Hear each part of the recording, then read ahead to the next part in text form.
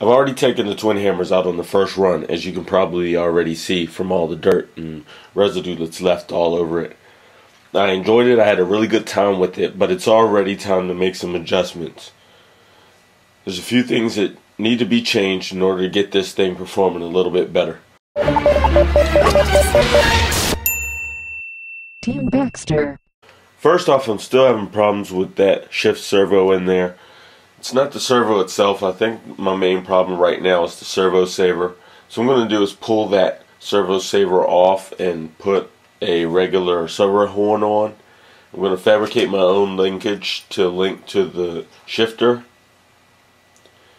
and hopefully that'll give me a more solid shift and not kill my servo.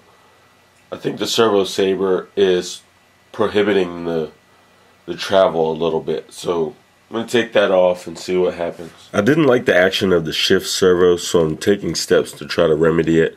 I've removed the original ball setup, and now I'm installing my own solid link along with the aluminum servo horn instead of the supplied servo saver. So I'm going to get that on and pull this original ball off of the shifter and put a regular screw in there, and hopefully that'll fix the shifting problems and give me a much harder shift back and forth. The shift linkage is made with 2 axial posts, a couple of ball ends that I had from old Vaterra kit, and the stock high-tech servo horn. I've removed the stock ball ends and screwed in screws instead of the ball ends. So hopefully this will be a lot more sturdy. I have no drag brake on this. I have this programmed at 50% castle drag brake, which is not enough. It just rolls down hills. I'm a little not used to not having a drag brake, so it's a little bit of different driving style for me.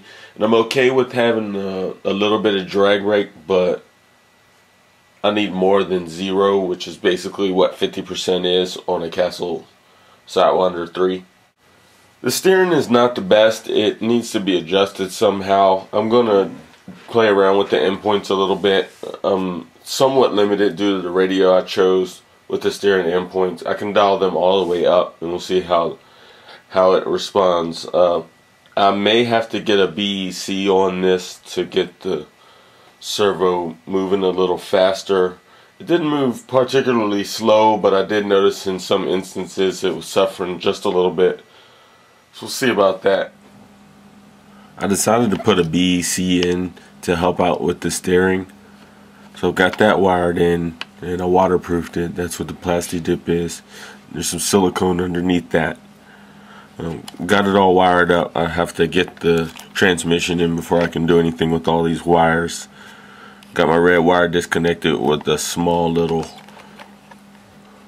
cable in there so that I didn't disturb the regular throttle wire. So I'm going to drop the transmission back in here with my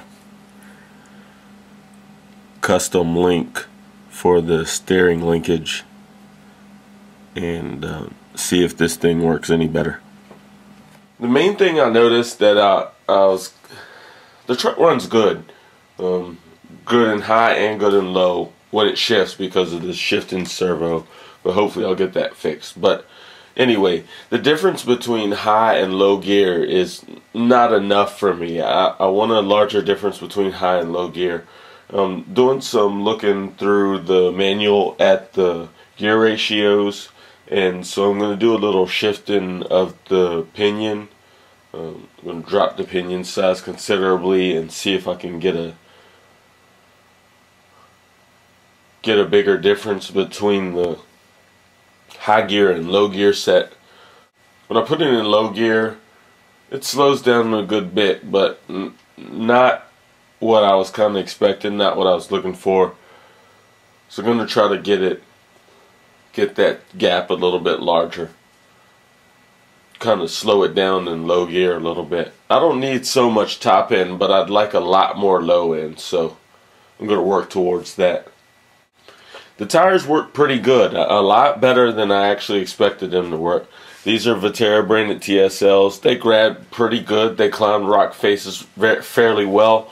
I really can't complain terribly about them. They got wet and started spinning around a little bit, but that's a little hard for any tire to grab slick wet rock. It's hard enough for our boots to grab the slick rock, so I don't expect RC tires to do tremendously better. So all in all, I'm pretty pleased with the build. I'm going to get it torn apart and start working on these changes. The next thing I felt I needed to do was change the oil in the diff to a thicker oil. I have 500,000 in there right now. I'm going to go up to 1 million. The 1 million is significantly stiffer, and I think it'll do better in this diff. You would think that the 500,000 would be ultra stiff and stop the wheels from spinning, but it doesn't. So I'm going to crack this open and get that 1 million in there, and then get the front end put back together. I got it apart just enough so I could pull the front of the diff case off and pull the actual diff out, and then I'll just snap it back in and put the front plate back on.